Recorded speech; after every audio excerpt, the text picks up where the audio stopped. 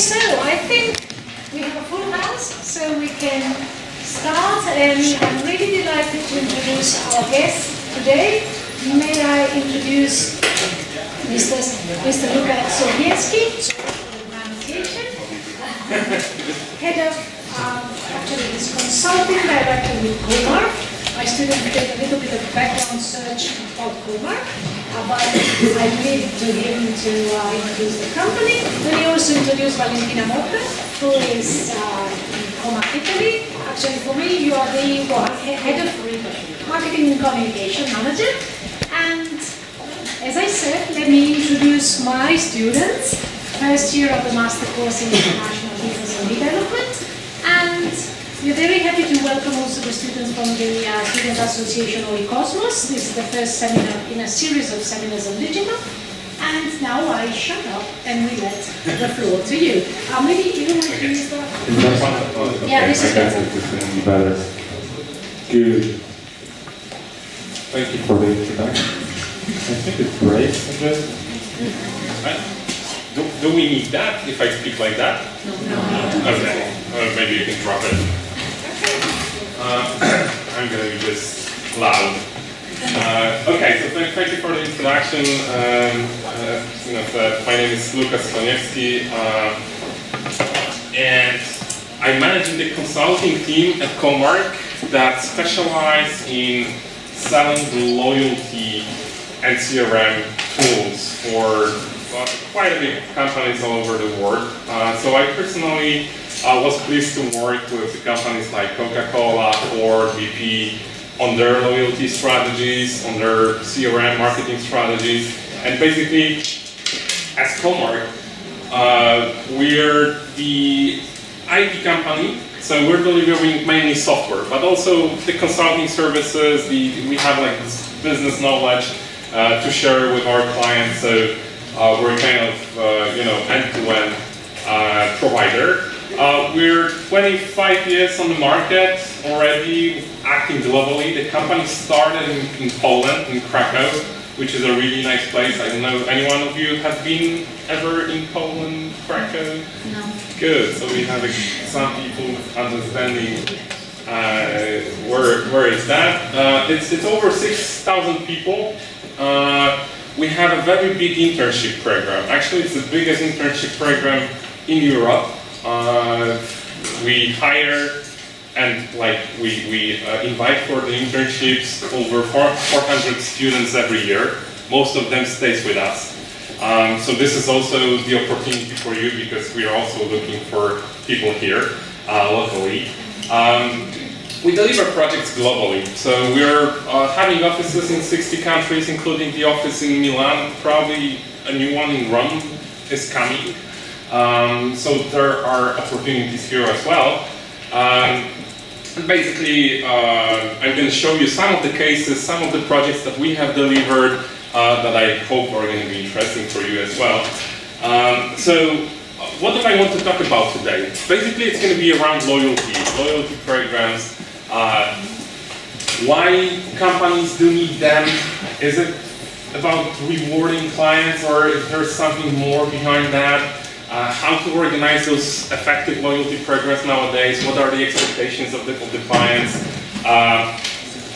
And then, if we can go a step further after organizing the loyalty, how we could extend the loyalty program and the data that comes from the loyalty program to actually maybe improve other operations around.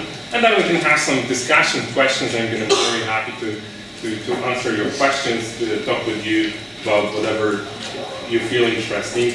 If anyone has any question, during the presentation, just ask those questions right away, because then we're going to forget about those. So let's make it interactive. We're going to see that if it's not too interactive and we can finish the presentation, but we're going to be managing that real time. So yeah, let's start with that.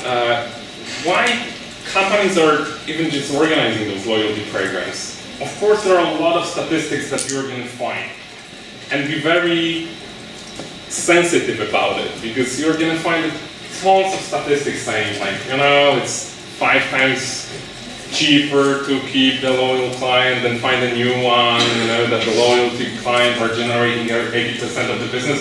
So you need to be very curious about and sensitive about those, because that's very often very old researches. People keep telling that, but this is not very updated, you know. It's very easy to get into the trap that you use some data that is not valid anymore. So be aware. And it's also like, you know, if you give me some data, I will always find a way to use that data to prove my assumption. So this is also very difficult, because let's say at this example, Accenture made the research, and they just found out that the retail customers who are the members of loyalty programs, usually they spend between 12 to 18% more than those who are not in the loyalty program, which is cool. So it means that you need the loyalty program, because then people are going to spend more with you. Oh, that's great, but and then, you know, Amazon Prime is a great example of that. It just shows much more. It's like people who are the members of Amazon Prime, they actually spend 4 times more, which is a lot more. So it's basically say no more. Let's do this loyalty. You know, it should work then, because the statistics say so. But what if we turn it around and just say, okay, but maybe it's those clients who spend more, they are more happy to join the loyalty scheme. Maybe it works this way, you know? So it's like, it's not necessarily the loyalty scheme that generated this additional revenues. It's only those people who generate additional revenue, they will join the loyalty program because they feel like, I'm going to be rewarded, I need a lot of business here, it's a program for me. While those who are not very frequent buyers, you know, they don't do the business very often, they don't care, they don't feel like it's going to be valuable for them to join this loyalty scheme. I don't interact with that brand that often to collect anything, to be rewarded.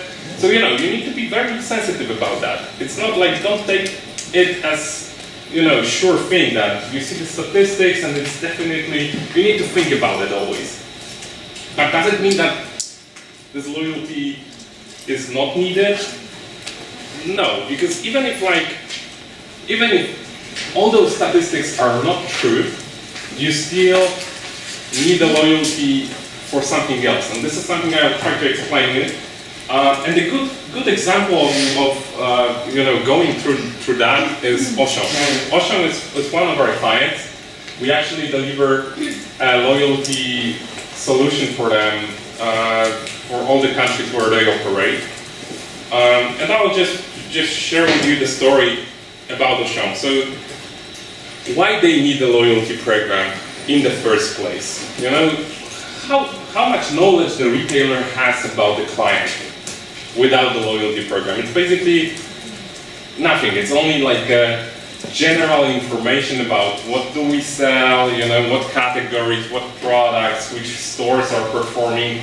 We know, like, they could do some panel researches, you know, some focus groups to have some kind of understanding of what is our client profile, what do they buy, what's their basket, what's the average basket, what sells with what, you know. They could do like those transaction analysis, saying, okay, if you go with for a beer, you're going to buy chips or stuff like that. Okay, but then are they aware of each single client, what every single client is doing? They cannot really capture that. They need those clients to identify themselves when they do the transaction. So basically, they need to have a way to connect the specific transaction that someone bought a milk and sneakers to the specific person, to be able to later on understand that this person likes to mix sneakers and milk, which doesn't make sense, but they like to do it, so we should offer, when we have a promotion for milk, let's push sneakers as well. So we need to do that on the individual level. Without the loyalty program, there's no way for them to do that. So the loyalty program, from their perspective, it's kind of like, you know, a way to get the data. So, you know, if from the consumer perspective, if you are not the loyalty expert, when you're thinking about the loyalty program, probably the first thing is like, okay, they want to bribe me, they give me the rewards, so I buy with them more frequently.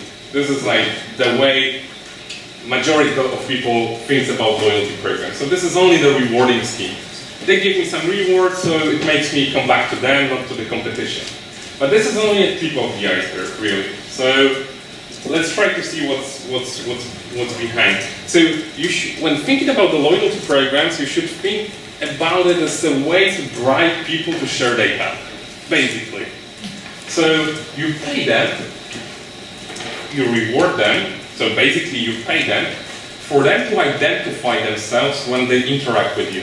So whenever they go to the website, to the e-commerce, to social media, to whatever channel they could interact with you, they should somehow identify themselves. So saying, this is me, Lukasz, this is me buying that.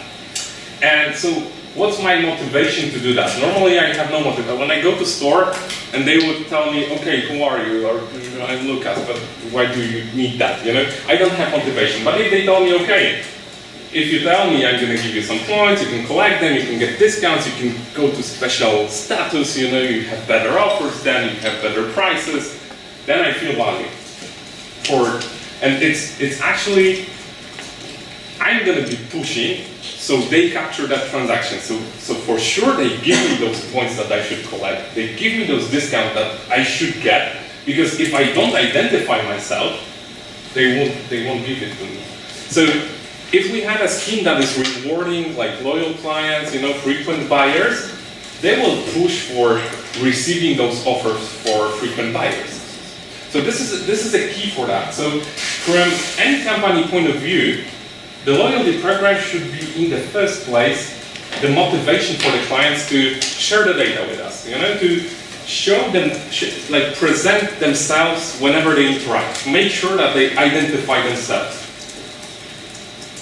And this, of course, requires some integrations, you know, like from more like technical perspective, we need to be able to capture the data. And the basic set and the most common set is that, you know, you need to definitely start capturing the transactions from the store, from the digital channels, e-commerce, mobile. This is something that you could capture the transactional data. But actually technology today gives us more opportunities. You know, you could capture the information about where you are, even if you're just passing next to the store, you're not entering to it, or you're entering to the website but you're not buying anything. This is all the interactions that we need to be able to capture to understand well the customer journey and how we can react to that. And then, you know, like technology today is also allowing us to capture like completely non-transactional interactions, like someone is going to the Facebook fan page, commenting on something, you know, watching video, liking it. They could just use the, you know, Apple Watch, walk, run. This is all the pieces of information that the companies are able to collect if they ask for that, and if the client has a reason to share that information. So this is the key. We need to, you know, reward them to make them motivated to do that. But if we do it right, they will, because people, generally speaking, they don't mind sharing the data if they feel that this brings them value. If that's a sharing the data only to, you know, get some spam, you're gonna resign from it very quickly. But if you really feel like, okay, I'm sharing the data, but because of that, I really get a well, you know, adapted offers for the things that interest me, and I really get better prices, you know, some points, rewards, whatever. I'm gonna like it even, you know. So this is not the big issue with the data protection. People don't really mind sharing data. So if we are able to convince people to you know, kind of like identify themselves in all of those channels because we reward them for doing that, we could be able to build this like really single customer review profile. This is very difficult, and this is, even though it sounds basic and that marketing team shouldn't even start doing anything without having that, it's not the reality. In majority of the big companies that you would think they have it, None of them have it. You know, it's very difficult from technology perspective. You know, there are so many different systems, so many different technologies, they were introduced at a different level of the company development, you know, at the different times. So it's so much disconnected. And the loyalty program, a good loyalty system, can solve those issues because its main reason is to capture those transactions. So basically, it could be the remedy for the issues with the data consolidations for many companies. And I'm talking any industry, you know, retailer, telco, banks, whatever. Even if you think about telco, you know, potentially, you might think, okay, this is a telecommunication company, they have my data anyway, because they know who I am, they send me the invoices, I have some, you know, phone with them, mobile plan. But to be honest, if you're the client of telecommunication company and you have 3 services from them, like mobile phone, internet in your home, maybe some television, from their perspective, you're 3 different clients. You know, they have no idea that you're the same client using those different services. So this is definitely not the reality, but this is the aim and the goal of today's world, to get that kind of situation that we know those clients.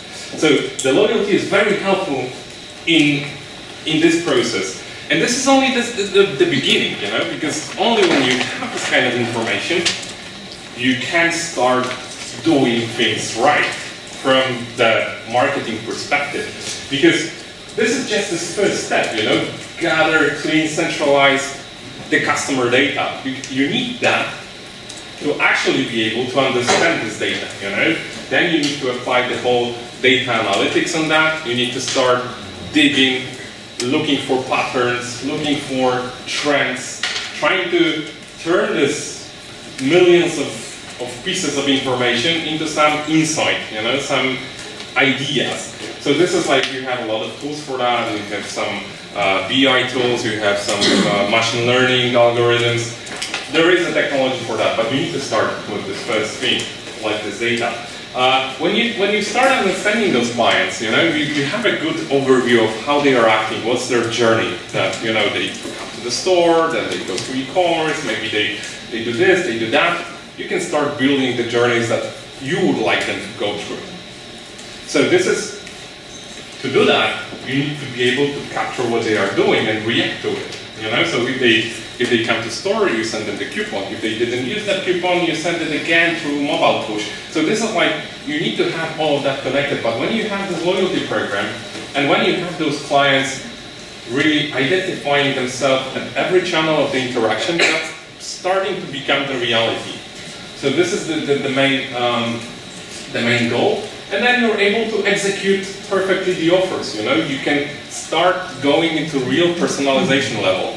So you can tell you are going to get 5% discount for the milk because that's your price sensitivity. I know that if I give you 5% discount, you're going to come to me and not to the competition. While your neighbor, I need to give him 10% because he's not that sensitive, he's less sensitive. So 5% is not going to make him come. But if I can't understand what each person, each client is doing and how they are acting and what's their behavior, I can start really going to this, not even personalization of the offer, but individualization of the offer. That's the, I guess, some kind of a final step of the journey of how deep we can go. But this is something that is becoming a possibility. First of all, you can have a very consistent strategy across channels, which is not the case right now. Normally, and you can like observe your life. Normally, you have those obstacles. If you get a coupon in the store, you can only use it in the store. You cannot use it on e-commerce. They don't have like those channels connected. So, you know, with this kind of setup, where you have a centralized promotion engine, which is taken outside of the transactional system, like e-commerce, like cashier system, and so on, you can finally achieve that. The consistent strategy, the completeness of behaviors of the clients, so full profile of how they act in every single channel. The cross-channel promotions. So you go there, you get a coupon that you use in different channel, you know, so you can start building and defining those journeys across all the channels that you're offering to your clients. And then, of course, we can do, the digital activity, follow that in the real life, or the other way around. So we can say, if you build a basket in your e-commerce, but you didn't finalize it, you enter the store and we can pop it out, like, that's your basket from e-commerce. Just don't forget to take a meal because you have it on your list. Stuff like that. So if you look at this kind of loyalty from that perspective, we have, of course, rewarding. It's a big part of that. Of course, the client needs to feel like they are being rewarded. It is beneficial for them to be a part of a loyalty program. I get rewards, I get special prices, I get whatever benefit I could get. But from the operator perspective, the real value is that I can capture the data about how those people behave. I could recognize who's my good client, who's the cherry picker, who's only coming and buying on the discounts, on the sales, and who's really coming and buying a new collection, spending a lot of money, So I can approach those people differently. This is what Tesco did, like if you look at those, they offering normal promotions to anyone. If you go to the store, everything is like normal price for everyone, no discounts. The only discounts is that when you are the loyalty program member, you're getting the coupons that allow you to get the discount for the products that you want to buy, that you usually buy. So you need to be a part of that loyalty scheme to save money. And they don't care about those who don't buy frequently there, don't want to be this part of the loyalty scheme. For those people who are just going to come once per month, buy one can of Coke, why would we discount them? It's like we don't care. So this is like saving your margin, for people who really want to do the repetitive business with you. Then we can do this personalization that I spoke, or even more individualization. So specific offer for a specific person, not even on the segment level, but on the single person level, which is the ultimate goal. And then there's omni-channel that we said, so really capturing any interaction at any channel, making use of that data. So even if someone is getting to your Facebook page, you know how to act, or if they are your Facebook fan, you can offer them a different approach, different reward or whatever. Okay, so how those loyalty programs looks like today, and how they should be created, so more from the, organizing the loyalty program perspective. So this is our, I would say, Comarch approach. So probably you're not going to find it in any marketing book. But this is how we look at loyalty. Because it's also very much connected to the technology level of approaching the clients. So basically, if we're thinking about loyalty, on the bottom of it, the biggest part of every loyalty program is still going to be rewarding specific behaviors. So you can, of course, you can do a very fancy idea, scheme, whatever, but if people are not going to be rewarded for whatever you want them to do, they are not going to be interested in that. So this is the base. You anyway need to do that. Then you can only grow on that. But if you do the fancy things without the basics, it's not going to work. So we have this behavioral transactional loyalty. You need to make sure that if there is the behavior that you would like people to do, you need to be able to capture that, and you need to be able to reward people for doing that. So that's the base. As we said, if you already have this data, you can start analyzing this data, understanding the clients, personalize your messages to them, your campaigns, offering better. So this is like this recognition and personalization. If you're spending with me 300 euro per year, this is my silver client, this is why you're getting 5% discount. If you're spending 1,000 euro gold client, you get 10% discount. So this is like adapting the strategy to real value of the client. This is another key level. But And this is probably what most of the loyalty programs are doing, but we can grow more. So right now the expectations of the clients behind the loyalty programs is that it's not going to be only this kind of like rewarding scheme. It's going to be something more. And if you analyze those successful loyalty programs right now, I have a few cases later on to show to you.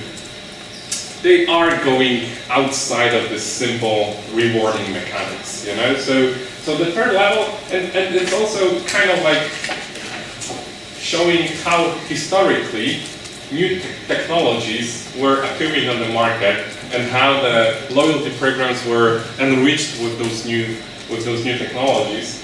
So loyalty 3.0 for us, it started like 5, 6, 7 years ago, when the technology allowed us to start analyzing the social data, the social behaviors, how people are acting, you know, on Facebook, on Twitter, on YouTube, what they are doing there, what they are watching.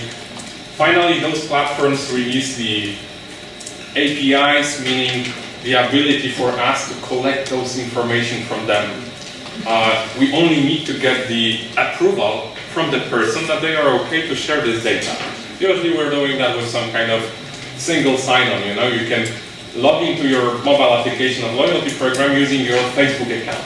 So from the client perspective, it's the easiness. I don't need to remember 2 logins, 2 passwords. It's easy, it keeps the session, I don't need to log in again.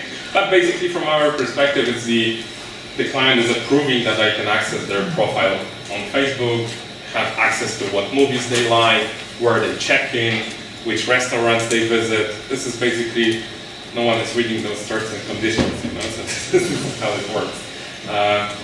So this is like the social, and then like 5, 6, 7 years ago, it started to be very hot topic in the marketing world, the gamification, the engagement, you know, using the non-monetary rewarding to engage people. So trying to turn those loyalty programs into maybe not games, but at least use some mechanics that we know from games to enrich those programs. I'm going to show you in a moment what do we mean by that. Then we started to develop those location services. So being able to track you better, because of course we have GPS for a long time, but then beacons appear, you know, that allows you to kind of like localize you also inside of the building. We can tell at which floor you are very precisely, if you're a few centimeters from the product, from the aisle, whatever. So this is a new opportunity for the marketers to be even much more precise in communicating, pushing the offers, when to do that, not only to whom.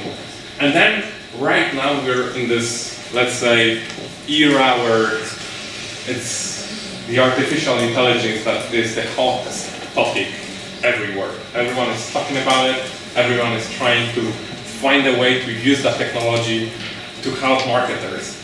So basically, we as Comarch are also investing a lot in that, trying to have some mechanics when using machine learning algorithms are going to help us to, you know, be even more precise in deciding who should get which offer, when to attract that person, what are the habits, what is the kind of like, you know, repetitiveness of specific actions, what people buy together. That's going to be helpful because with machine learning, you know, the difference between the standard models that we had before is that you don't need to plan it before. Normally it was like, okay, the data analyst was sitting with the data, looking at it, building the model manually, changing some parameters, checking if it's going to work. Right now, you only push the data to the algorithm that is self-learning, that is self-checking everything, and it gives you the output. Like, I found this kind of relations, you know, in the, or patterns. So this is slightly new approach. It's not a new idea, like the whole artificial intelligence. It's already existing from the 50s, probably, you know, the whole discussion about how to do that, if that's possible. But right now we finally have the technology, or the cost of technology is so low that it allows us to do this processing finally. So that's what is happening. So going into a bit more details, but probably not too many. If we're talking about this level 1, rewarding, you just need to be, sorry, because probably you don't see much, but it's just the idea here is that you need to be able to capture any type of behavior. If that's a transaction that the client made, if that's a location where this client is, if that's any digital activity, the basket, dropping the basket, just clicking on the banner, you need to be able to capture that. And then you need to be able to reward people for doing those things in many different ways. So it could be points, a cashback, discount, free product, you know. Right now we're going much more into digital rewards. Maybe that's the movie to watch, that's the music to download, you know. Or it could be completely virtual. That's a badge you get, you know, in your application, or some kind of like achievement that is only for you, but still maybe you can compare with your friends of who's having better badges or who's on the higher level in the program, whatever like that. So more emotional way.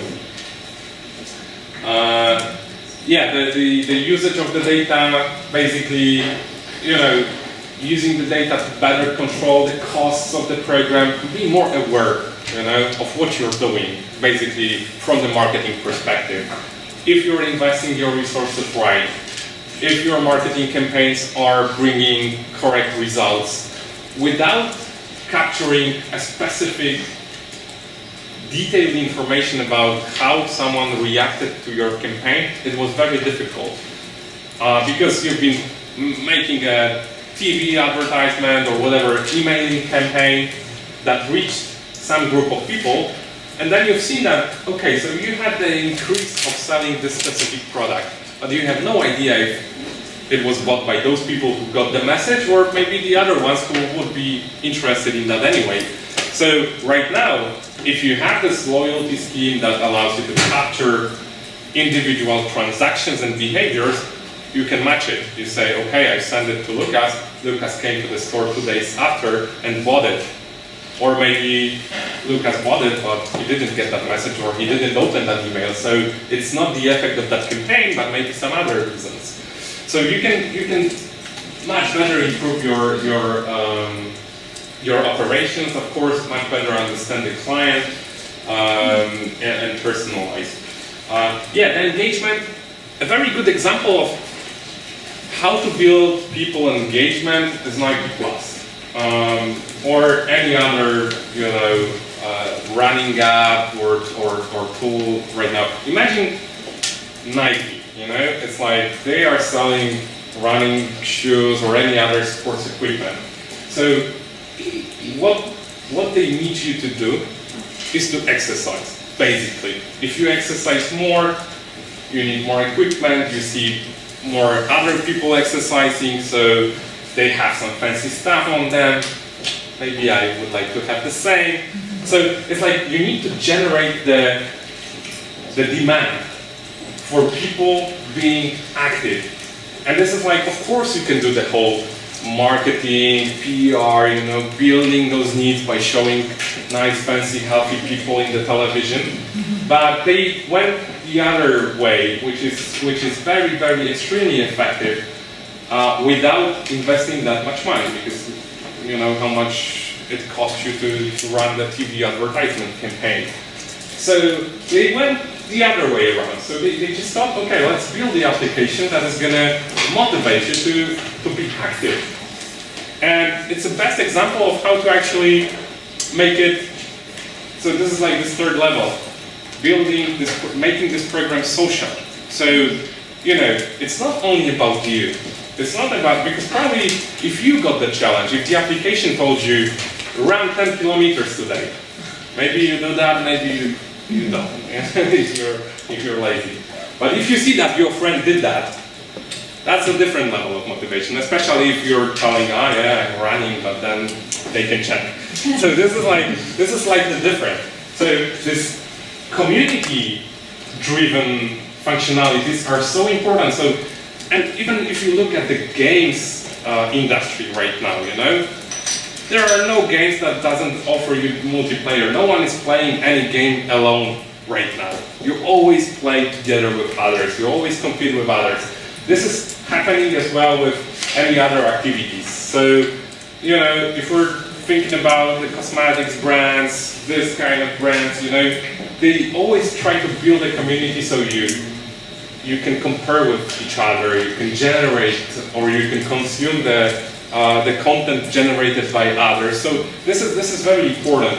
So here, you know, you have the challenges, so it tells you what you should do to improve, to be more healthy. You know, yesterday you did 10 kilometers, today try to do 11, whatever. But the competition comparison, those are the key mechanics here, that you can, you know, compare to each other. This is very efficient, this is very effective, and this is, most importantly, doesn't cost Nike a thing, because they don't pay you for that. They just, it's only emotional, you know, this is perfect. And also the main mechanic of every single game is a very positive feedback. Imagine, like, I don't know if you play the games, I assume that most of you does. If you think about the game will never tell you you did something wrong. You know, if you are not doing whatever you were supposed to do, it's going to tell you try again. It's good, it's okay, try again. You know, you're going to make it. But when you achieve it, it's going to always tell you, yeah, great, yeah, you did good. You know, it's only positive feedback. And this is like from the psychological perspective, you know, if you're winning, whatever, it doesn't really matter what you're winning.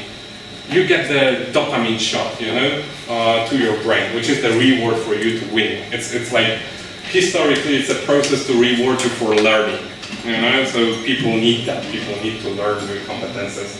So this is how nature came up with the idea to, you know, just give us dopamine shot. Exactly the same as you take a cocaine or whatever, it's the same mechanism, you know, so that's why it's so addictive. So the positive feedback, you know, normally if I go back home, my wife is not going to tell me, yeah, you did so good, you know, 10 kilometers. No, she's going to say, like, why so long, you know, it's like, yeah, waiting together.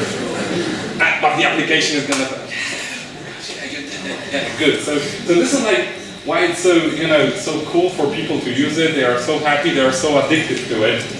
And then you have the virtual achievements, you know, that you can share. You just say, and if you, I don't know if you're using Endomondo, you get the achievement with everything you do. They always find a way to give you some achievement, you know. Today it was like the longest time that you were doing 10 kilometers, you know. So you did bad, but it's still some kind of achievement, you know. So they turn it to the positive stuff. So that's always like people are happy to achieve something, to be rewarded, and this is all virtual. They don't pay for that, but yet still it is effective. So this is a very good example of that, and this is how we call it in marketing. It's called gamification. So we are using the mechanics from the games to motivate people to do something completely which is not a game. So we don't motivate them to play the game, we motivate them to run, to buy, to do whatever, but by using the mechanics known from the game. So the leaderboards, the progress bars, the levels, not the monetary rewarding. So we're not giving them the discount, we're not giving them the money, we're not giving them the loyalty points. So this is slightly different. So how does it work? Yeah, with the normal, let's say, mechanic, just not to disturb you. With the normal loyalty motivation program anywhere, you know, we define some behaviors that we want people to do. We reward them for doing that, we analyze, adapt, and so on. Gamification means we add new elements to it. So we build some story behind, we add those collaboration elements, so we maybe tell people, if you spend 10,000 euro together as a community within Parma University, the company will sponsor something, you know? This is community collaboration driven promotions. It's slightly different. It's like, even with the loyalty program, with the promotions, we can go outside of the single player and make it a multiplayer initiative. We can have like all those rivalry elements. So you compete with others individually, city by city, stuff like that. It could be very engaging. Of course, it has to be adapted to the brand value, the marketing, the products that we sell, and so on. So it's just like building another layer to whatever we're doing, which is more social, which is more fun, engaging, and so on. And this is the example of how it can look like. This is our project for JetBlue, which is the airline in the United States. So they use our system for loyalty, so we had like this classic loyalty, although it was very innovative at the time because it was a first loyalty program that was rewarding not for the distance that you travel, but for the money that you spent, which was something unique at the time, like 10 years ago. Right now, everyone is switching to that. Lufthansa finally after 10 years last year. But they are very innovative, so they thought, okay, but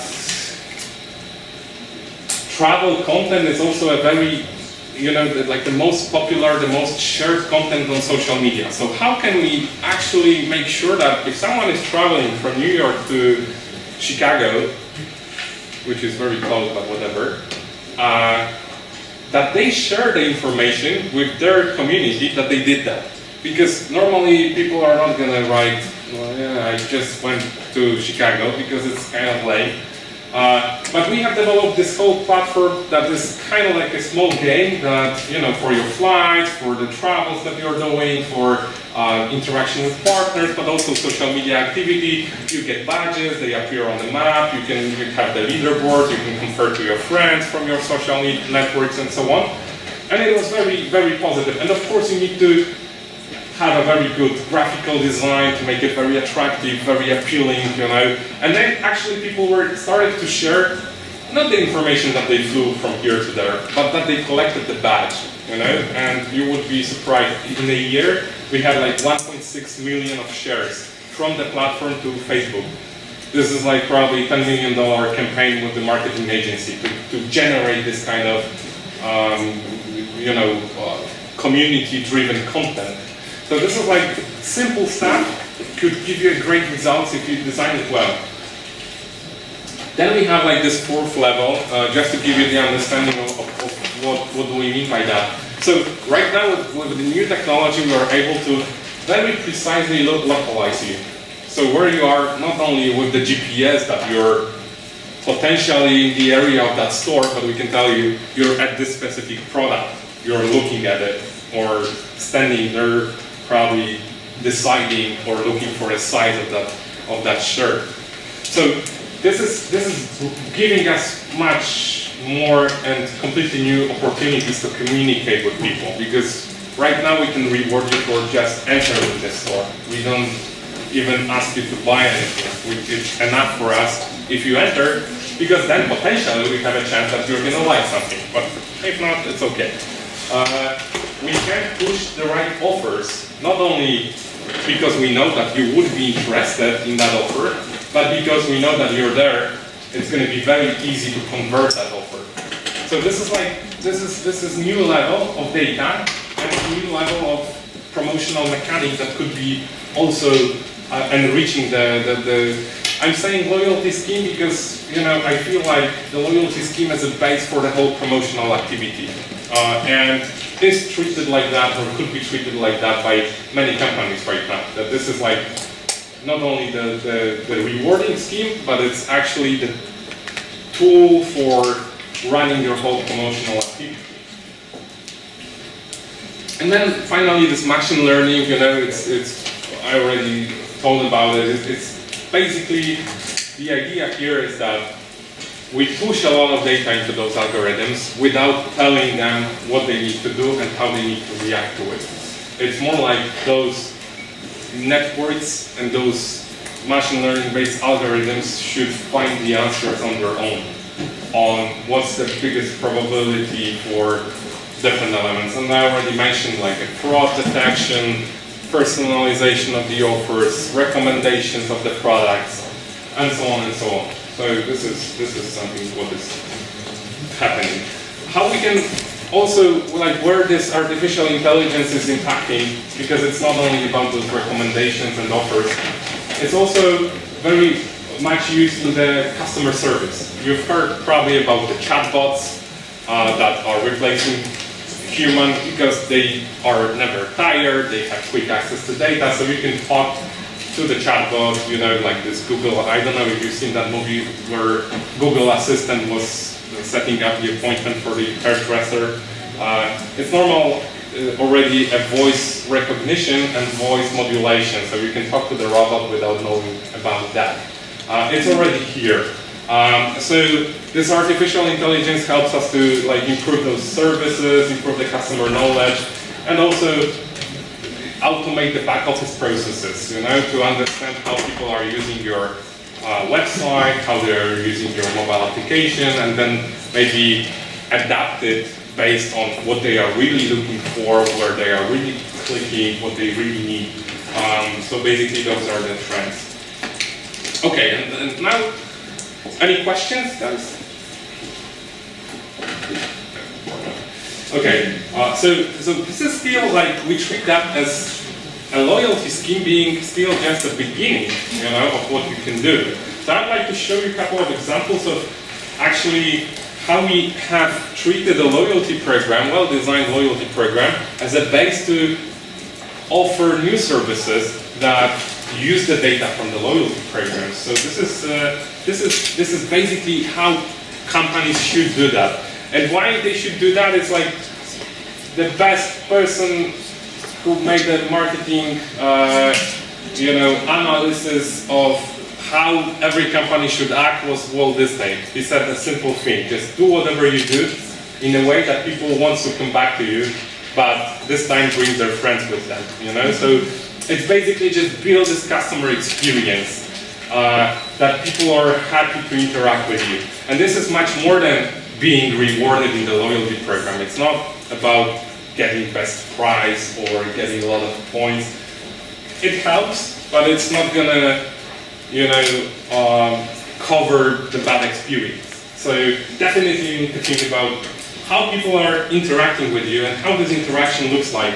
And it's clear, and the research shows, that there is a very high correlation between the customer experience, so how they feel about the visit in the store, or the visit on the e-commerce, or the call to your call center, to their loyalty. So we see, like, you know, this graph shows that what's the probability of you coming back and buying again with the company compared with the experience rating. So how happy you've been with your previous interaction. So we see a very strong correlation here. The better the interaction, the higher chance that someone would come back, which is kind of clear, but it's just proven right now. So again, Capgemini, they have calculated that 8 out of 10 consumers would pay more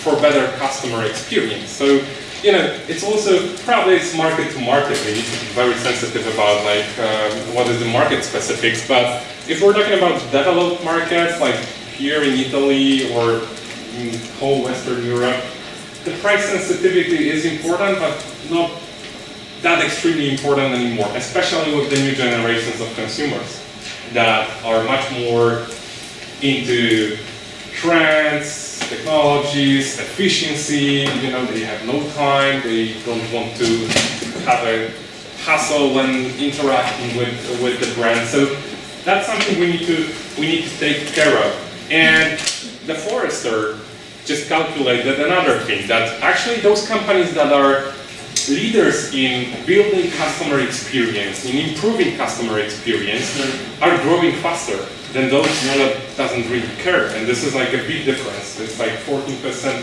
difference between those two. So it just shows that it's very important to invest not in marketing in general or loyalty. It's just think about how people are interacting with you and if they could be happy from that interaction and what are you doing to make this interaction better. And then the latest research from last year of Pricewaterhouse and Coopers, they just researched on what is actually very important for people. So we have on this graph like the level of importance for the customer experience compared with the, how much it would be worth to pay more if the company is offering that. So we see that the most important from the customer experience perspective, and also the biggest impact on people spending more, is the efficiency, so-called. So it's just easy for me to buy. That's why Amazon grows so fast, They were the first retailers that finally thought that if I'm the consumer buying from them, probably I'm not going to change my shipping address with every order. That's the stupidest thing that you could design, but every other retailer was working like that. So buying from any e-commerce was like, okay, you need to go through the whole process, payment method, address, whatever, confirm stuff, 5 steps.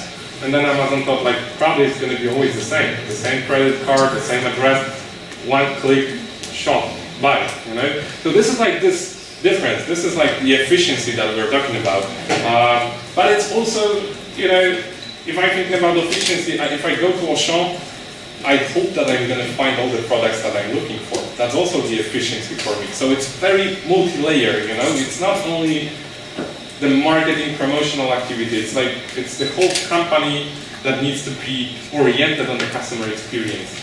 And we have a lot of here, like a friendly service, convenience, like from those important elements, easy payment, so completely not marketing related elements, or not directly. But of course we do have, there is the importance, 60% with 30% impact on paying more, the loyalty program, the personalization, easy mobile experience. So those are key factors for the clients when they are assessing their kind of like customer experience. So I would like to show you how we deliver the projects to improve this customer experience. I don't know if that's in the load, that's the movie. Let's give it a second.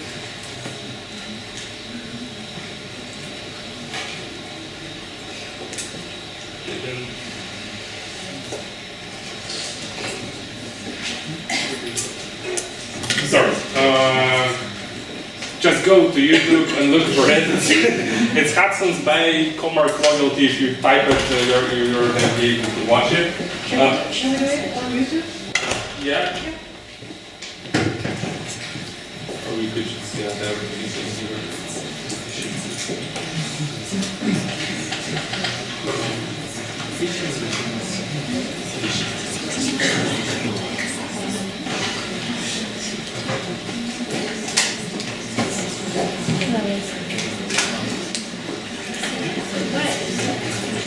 Comarch's technological novelty shakes up every sector, experience, and interaction. Just look at what we did for Hudson's Bay, one of the biggest fashion retailers in the Netherlands. The aim was not only to bring customers to the store, but to make sure they leave with a smile, to wow them. So, we created an integrated and IoT-backed solution that's completely in sync with future market developments, customer expectations, and Hudson's Bay's business goals. What looks like a neat and modern fashion store application is, in fact, the tip of the iceberg of a triple-layer technology that includes loyalty management, IoT, and proximity marketing. The app connects to an in-store beacon system that helps customers navigate through the shopping mall while collecting valuable data. This system allows a hyper-personalized service. Besides, the entire solution is integrated seamlessly with various external applications, such as e-commerce, a live chat tool, and a real-time event calendar. A wow project indeed. Imagine what you could do with a Comarch solution. Just a quick brief, because I was assuming that Hudson's Bay itself as a name is not going to ring a bell. So this is like similar to La Renaissance. Yeah, like department stores. So basically they have like those big department stores with multi-brand, usually luxury stuff, but huge spaces, like large spaces, multi-floor. So for them, like this, improving the customer experience is not only about giving the right offer, the right discount, but also helping to navigate around this big area. So what we did for them is actually we started with the loyalty program, because I'm gonna keep telling that we need that just as a base to reward people for sharing the data. We need this data. Without it, we're nothing. So it doesn't have to be a very important thing for you. It doesn't have to be a points program.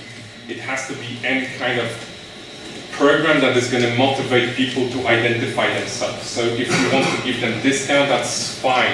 If you want to give them just this gamified environment, that's fine, as long as you are sure that it's going to be enough for them to do it, to share this data with you, because that's your main objective here. So we started with that. Of course, it's a very nice loyalty program, offering you the personalization, special deals, special offers, and also points. But it was a beginning. So the application that we delivered is mainly focused on improving this experience that you have in the store.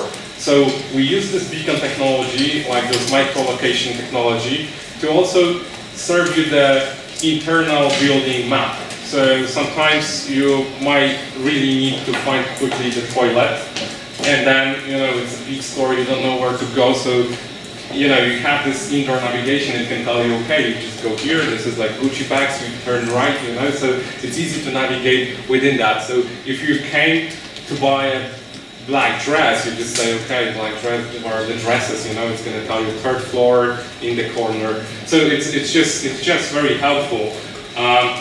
Of course, we backed it up with the location-based services like push communication. Whenever you enter the store, you get your coupons that you could use today, special deals for you depending on your status. So this is like what I was telling to you about the precise marketing.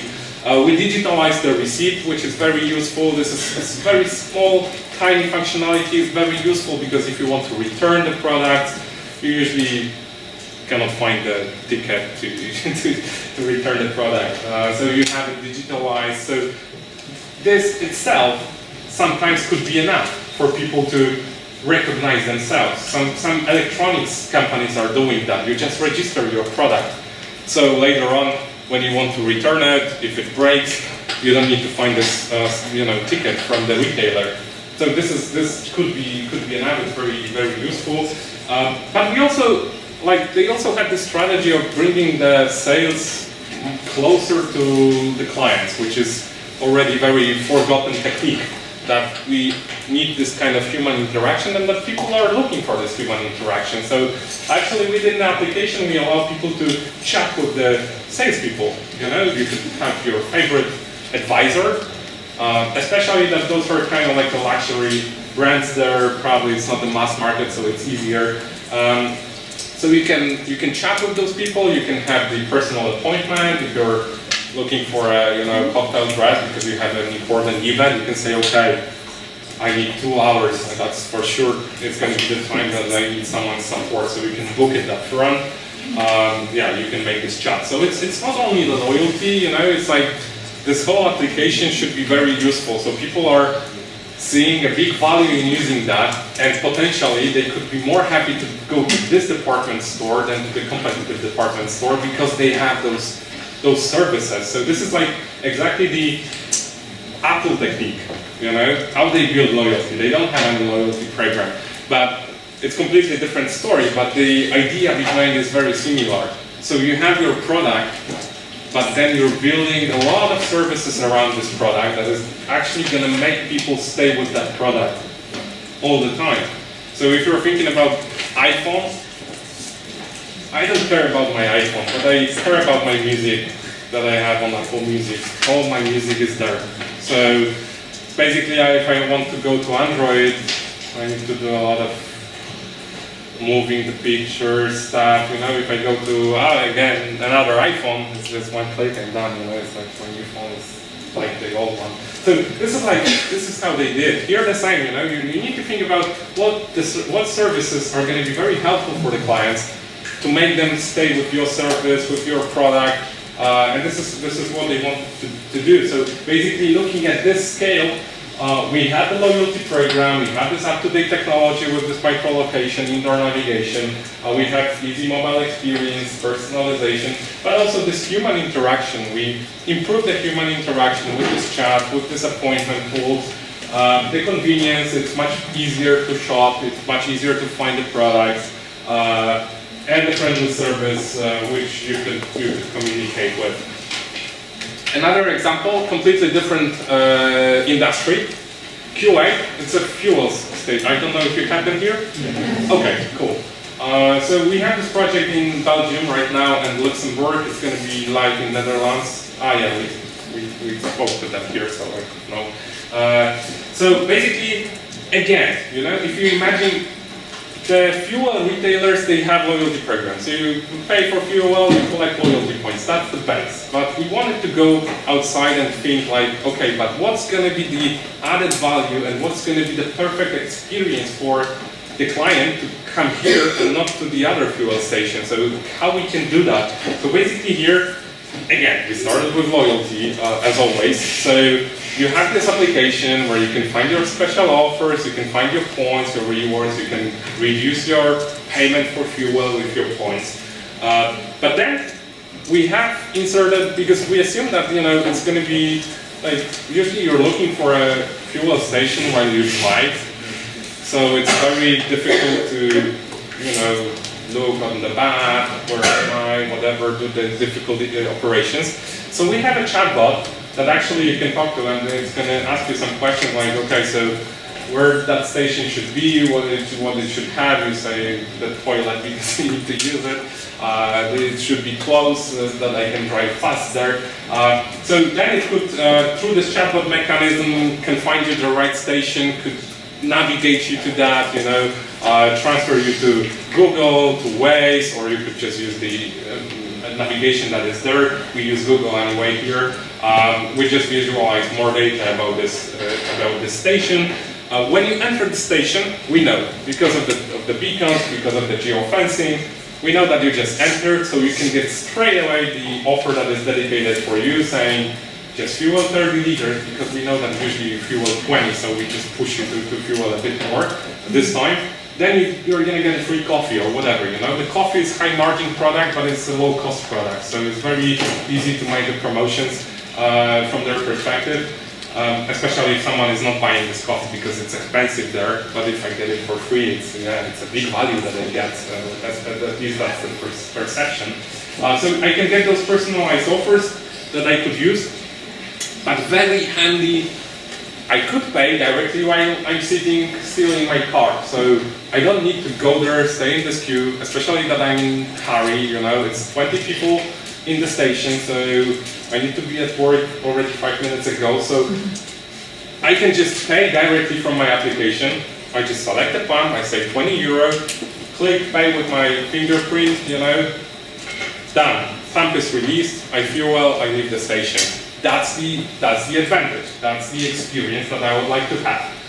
But it's really bad from the fuel station perspective, because it means I don't buy this coffee that I normally buy, because I didn't have time to go there and wait in the line to order that coffee and then wait for that coffee.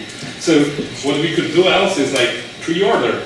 You're already paying for the fuel, so why we don't display you that you can buy the coffee, add it to the ticket, you pay for it, while you're fueling, someone is doing that coffee already, so you can pick it up, or even they could bring it to you. So this is completely new journey that is designed with those new services. And this is how we should approach building the loyalty itself, not only how to reward those people, but basically how to make their life easier. But usually we need the data from the loyalty to make it easier.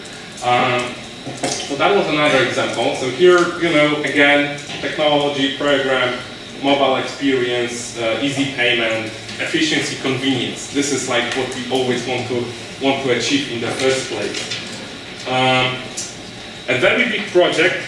How much time do we have? 10 minutes. Very good. A very nice, innovative project that we're doing is for Ford.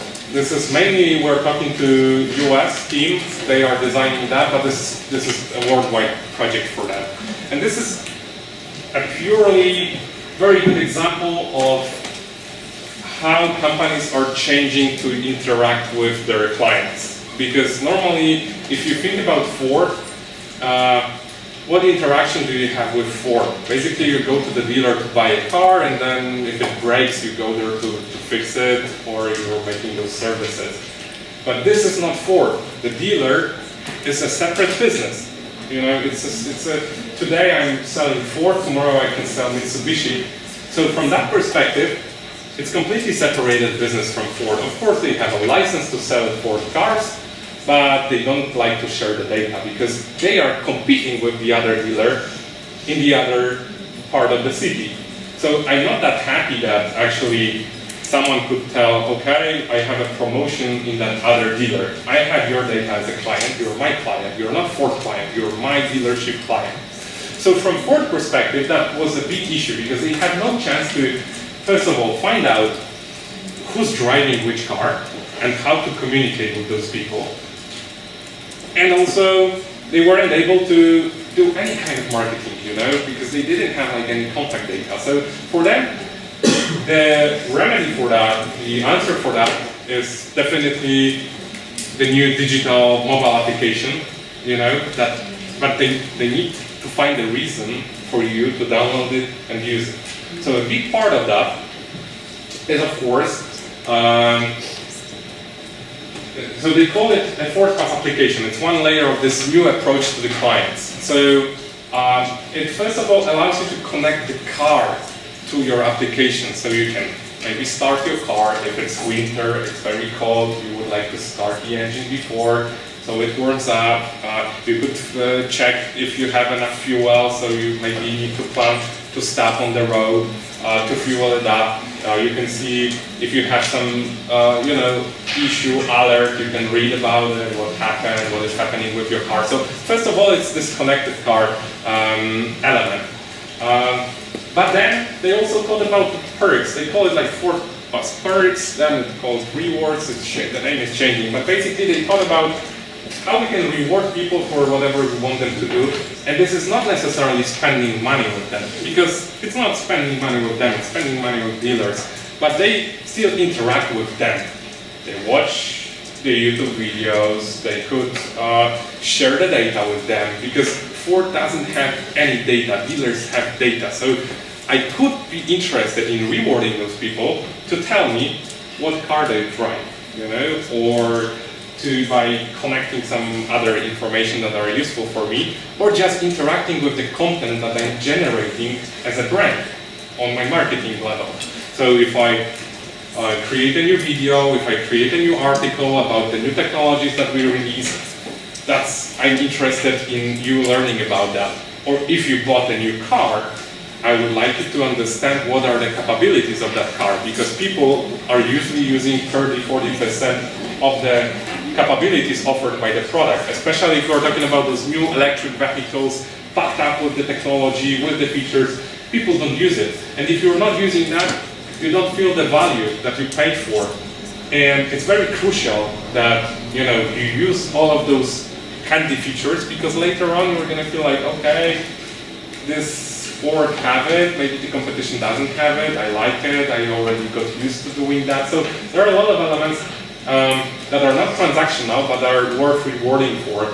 But then also they thought about this human touch. So they have this whole Ford guides teams. So it's basically, within this application, you have one call to action, you have one button that you could call those guides, and they could do whatever you like, you know. You could just go and call them and say, okay, I need to park somewhere close to this address, and they will just tell you, okay, so we're looking for the parking spots on those private parkings, they have it connected, and they tell you, okay, I booked you the place in this parking, you just go there. Directly they could make it that you see the road to that place, you know. So it's actually, you have someone to talk to, right? If you're at all. So they don't have like a very strict set of things that they could do. It's kind of like a concierge. Because as Ford doesn't have this human interaction, because dealer is not the Ford for them, they would like to have one. So they came up with those guides. And then they also created the Ford hubs. So it's more like the places like boutiques that if you want to engage with Ford technology and learn about what they're doing, what they are offering, especially the Ford is turning like every other automaker to being more like a service provider, because the sales of cars are dropping. We are the sharing economy. There are a lot of car sharing services. There is Uber. Autonomous cars are soon going to be here, and then probably we're going to sell half of the cars that we sell today. So they know that. Of course, they are smart. They know that, and they are trying to prepare for that. So they want to turn and transform from car producer to transportation service providers. And this is like a big transfer, like you can imagine, that's a kind of a big shift for them. So they need to do it gradually, and they need to do it smart, so they need to start educating people about those services and what are the new opportunities and what they invest in. So they just thought that they are going to just put those nice retail spaces like boutiques. You go to the department store, you have Zara, you have whatever other brand, and then there's Ford. You enter that, it's not a dealer, you're not going to buy the car there. But you can learn about what those cars are doing, what are the new services, and so on. So this is a completely new approach for that. And we're actually responsible, of course, for this rewarding program. The rewarding program allows you to be rewarded for a couple of activities. So first of all, of course, for the spending mechanic. So if you're spending money with dealers, you're going to be rewarded. But we are much more interested in those digital activities. So if you create the account, if you go to this website or to the mobile application, you could be rewarded. Watching movies, taking part in the quizzes, collecting the data from the client. They also introduce this fantasy football that they are crazy about it, that they predict who's going to play well in the American football. If you predicted well, if this guy really played well on the weekend, you're scoring points, So a lot of fun engagement elements that we reward for. But most importantly, we also started to connect their cars. And we are actually able to reward you for how you drive. So we're promoting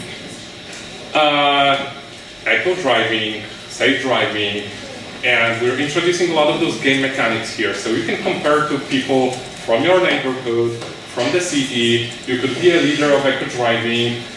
They have a lot of statistics that we get, what's your braking score. They are calculating those scores if you brake well, if you change the shift well, stuff like that. And this is becoming the behavior that we would like to promote. Because imagine that from the driver perspective.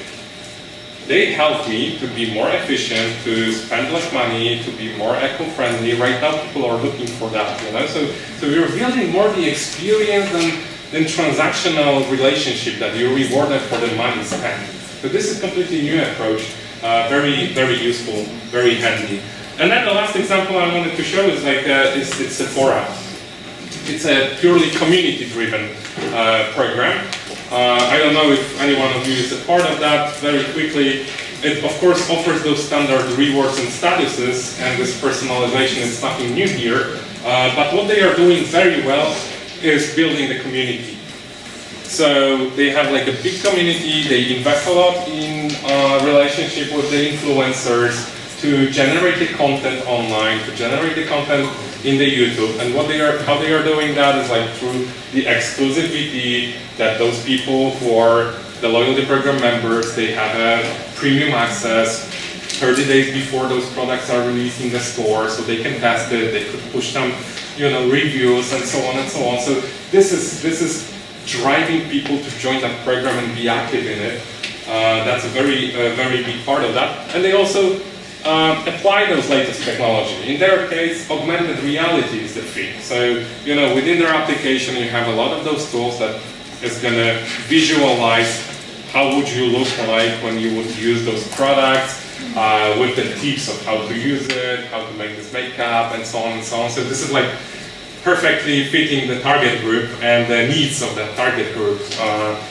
But still, again, this is fueled by the data that you could only get from the loyalty program. The last example I will skip because of the lack of the time, but very important thing is that those loyalty schemes, you could apply them on the clients but you also need to think about motivating your employees, because imagine you've seen that this friendly service, knowledgeable employees is also a very big part of your customer experience. Human interaction is still like a crucial part of that. So if they know what they are talking about, if they know how to sell the products, your success is going to be probably bigger. And okay, so let's summarize that. So what are the key findings? Definitely remember that the loyalty is a tool, it's not the goal itself. Your goal shouldn't be to organize a loyalty program, but rather to think how to use this loyalty to achieve the business results. So that's the key message. That definitely loyalty is not the points and rewards. That's the flattening of the loyalty that we all have in our heads when we're talking, yeah, loyalty program, okay, so we collect points, we redeem them for rewards. It's not that. It's much more than that. I hope you've seen like the other opportunities today. Yeah, and the customer experience is the real key to drive the loyalty of the client. But you need this data coming from, and the easiest way to capture this data is the loyalty program to really improve that customer experience. And that Comarch is killing it, so definitely if you would like to try and see more, we are looking for people, we are looking for ambitious people who want to try themselves in the international environment. So we have the internship program, we're hiring. If any one of you would be interested, you can check our website, you can drop us an email, just to contact at comarch.it. Just, tell us that you would like to try, and we're gonna talk. So definitely that's another key message for today. Any questions, guys? Yep. I was concerning about your consumers, your loyalty program management and campaign management. How do you keep up with a fast-paced environment where the channels and the trends consumers lean on are always evolving?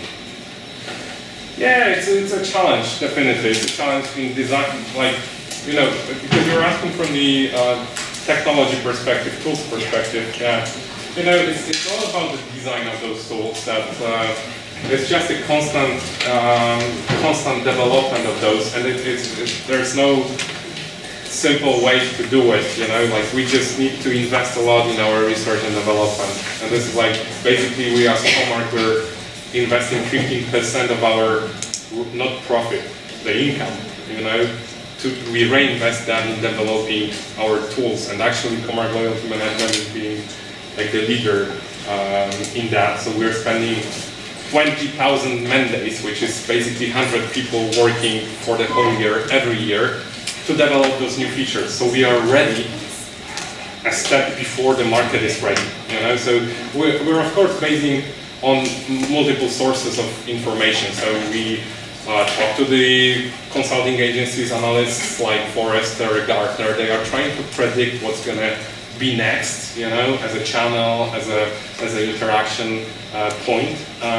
We're talking to our clients, of course, about what they would like to have, what they would like to develop, where they would like to go, and we're trying to have it on our roadmap and hopefully deliver it before the market wants it, or at the time when the market wants it. But definitely, it's a very, very hard job to do, and not always we're successful with that. That's for sure. But sometimes we do have, our bright points where we are far ahead of the market and competition. It was like that with gamification. We're trying to keep up with the artificial intelligence right now. That's a big point of interest for us. Concerning your case study with Easy Airport, my question was, what kind of marketing research process did you adopt when eFrost chose you to implement and relaunch their loyalty scheme? I mean, was it enough to look at the internal database they already have, or did you? For which case you're saying? Heathrow Airport. Heathrow Airport. Rewards, I think it's. Yeah. So for the Heathrow, we're working mainly as a software provider. So it's usually we're cooperating with some agencies, but actually for Heathrow we've been doing the whole stuff. So it's usually a mix of we're doing the stakeholder interviews, to get their point of view on what they would like to achieve. That's a key point. We're doing the panel groups with the clients to understand what are the expectations.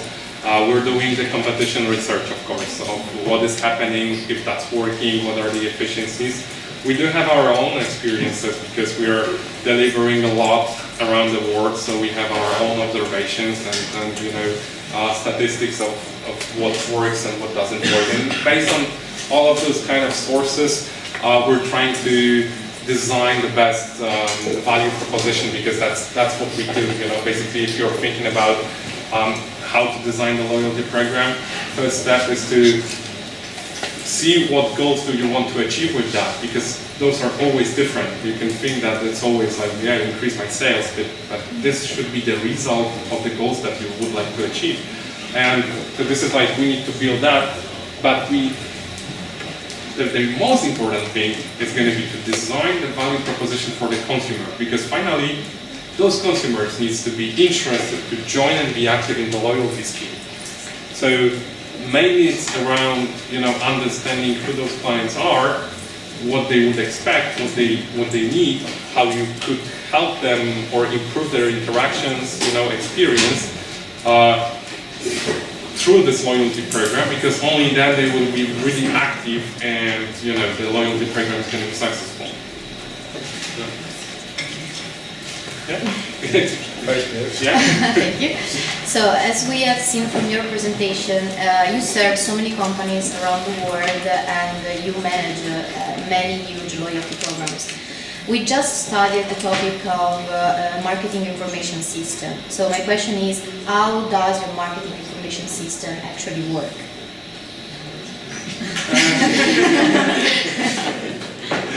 How much time do we have? To be honest, marketing information system is something very general. So I wouldn't say we have. It's hard. It's really hard to answer that question, because from our perspective, marketing information system in our case would be the whole platform, which consists of many tools that we have. So we have Comarch loyalty management that probably we should call today more Comarch marketing management, but historically we have a very good brand around this loyalty management, and still people looking in Google and everywhere for loyalty, so we still keep it that way. We have Comarch campaign management, we have social mining tools, we have BI, we have this gamification component of that. So yeah. Like if we want to decompose it, we definitely need the customer repository as a CRM database. That's a base for all of those tools to have a clean information on the clients, their journey, their profiles, and so on. We need to have the promotion management tool. So it's more, we call it the execution engine. So we need to have the system that is going to tell to other systems like e-commerce, like cash system, how they should react when the client comes and buy those products, or when they go to website, what they should do. So this is like the execution engine. We need to have the communication engine, because if we came up with the idea for the promotion for that specific client, we need to make sure that they know that this promotion waits for them. So this is where we have this campaign tool for that. And definitely a big part of that is the analytical element. So we have the business BI. Right now we are heavily working on this AI or machine learning, or however, because it's all still more like the buzzwords than the real.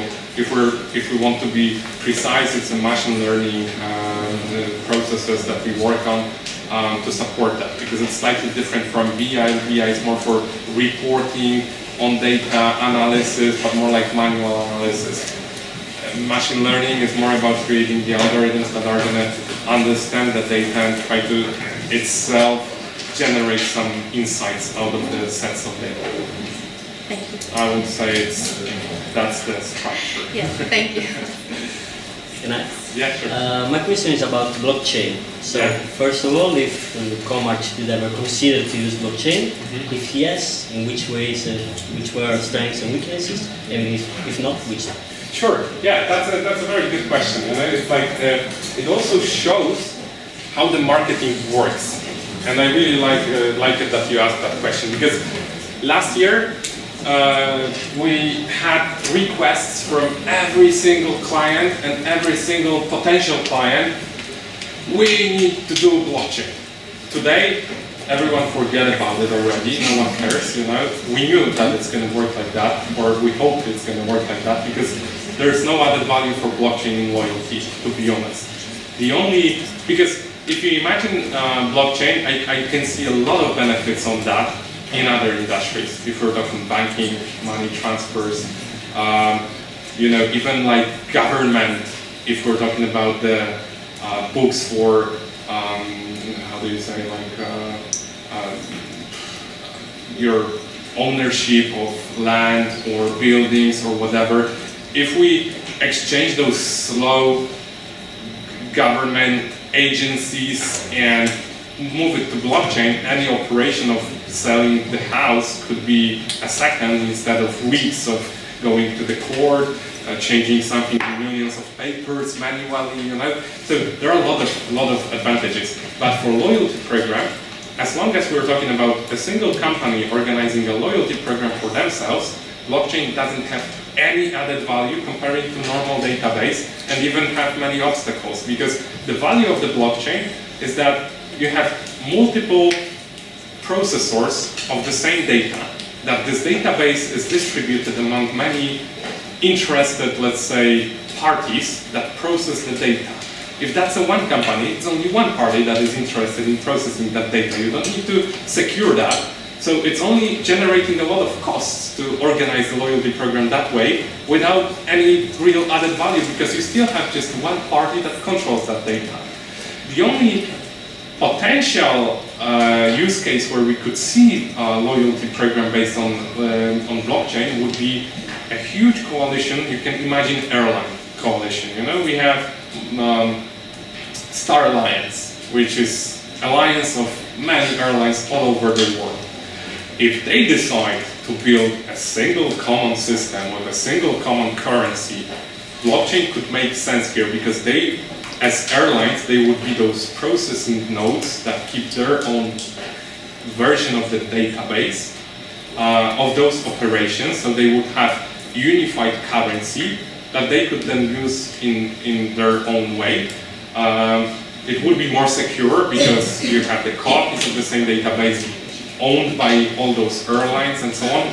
So maybe in this case, yes, but then you need to have all of those airlines agreeing to do that, because without it, it's never going to happen. So for big coalitions, very large size coalitions, maybe, yes, could have sense, but definitely for a single company loyalty program, no added value at all. And yeah, believe me, last year we couldn't, you know, answer all the requests. This year, no one ever asked about blockchain anymore. It's like fallen stuff. Okay, thank you. Well, at least in one. Any other? Yeah. As a company, what do you look for in candidates when you interview or hire them? For example, which qualifications do you have in order to have those? Yeah, it depends, because you know, Comarch is a very big company. As I told you, it's 6,000 people. It's we have a lot of positions, we have a lot of products. It depends, because we're looking here. Probably in Italy, we are going to be mainly looking for salespeople, for business consultants, like my team, for maybe some implementation people. So definitely for those business positions, we're going to be looking much more on the business skills, but also much on the soft skills, like the communication. How can you know, how you're able to push your ideas, explain stuff, you know. So much more soft skills probably than the hard knowledge, because the hard knowledge is something you can learn easily if you're smart. So it's like we don't care if we're going to push you to learn anyway. So more like those soft competences for the business positions, I would say. Definitely, you need to be very interested in the trends, in technologies, because you're going to have to be up to date. It's a very rapid market. The buzzwords are changing very fast, as we said with blockchain. You need to be up to date all the time, and this is something you're going to need to learn on your own, observe on your own. And so we're looking for fast learners, good at communication, good at speaking to each other, convincing people to go with the idea and so on. Good. And if there are no other questions, I think we can think